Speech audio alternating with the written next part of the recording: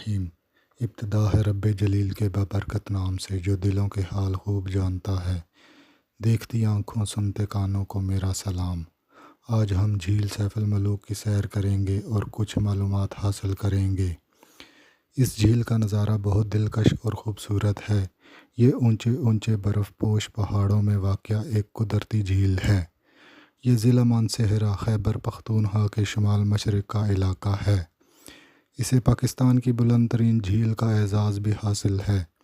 یہ سطح سمندر سے 10,578 فٹ بلند ہے۔ ارد گرد کے برفیلے پہاڑوں سے آنے والا پانی اس میں شامل ہوتا ہے۔ اس جھیل میں ٹراؤٹ مچھلی کثرت سے پائی جاتی ہے۔ اس مچھلی کا شکار اس علاقے میں بہت مشہور ہے۔ سردی کے موسم میں برف باری کی وجہ سے یہ جھیل مکمل طور پر جم جاتی ہے۔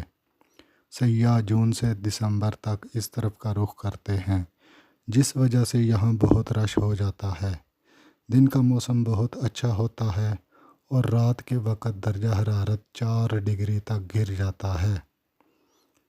ایڈونچر کے شوقین لوگوں کے لیے کشتی رانی کی سہولت بھی موجود ہے، لیکن یہاں سیاحوں کو بہت احتیاط کی ضرورت ہے۔ اس جھیل کی گہرائی ابھی تک کسی کو معلوم نہیں۔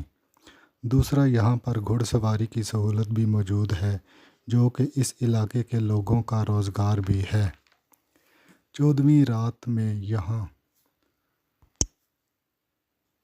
کیمپنگ کرنا ایسے لگتا ہے جیسے کہکشاف میں آ گئے ہوں۔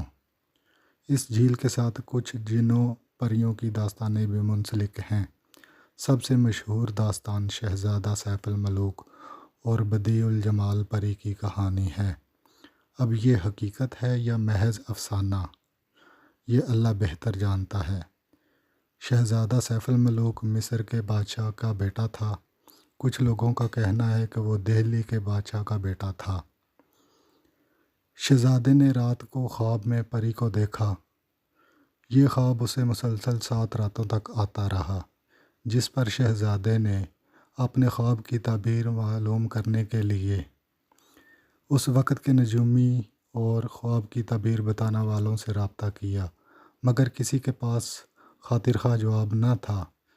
بالآخر ایک نجومی نے شہزادے کو خواب کی تعبیر کچھ یوں بتائی: جو پری تمہارے خواب میں آ رہی ہے وہ کہکشاف کی پری ہے۔ نجومی کے مطابق وہ پری ہر 12 سال کے بعد اس جھیل میں غسل کرنے آتی ہے، یعنی سیف الملوک جھیل میں، اور اس پری کا نام بدیع الجمال ہے۔ اگر تم اس پری سے ملنا چاہتے ہو تو تم کو ناران جانا ہوگا اور جھیل پر 12 سال چلہ کاٹنا ہوگا۔ اس نے شہزادے کو ایک سلیمانی ٹوپی دی اور کہا، جب تمہارا چلہ پورا ہو جائے تو اس ٹوپی کو پہن لینا، پھر تم جنوں اور پریوں کو دیکھ سکو گے۔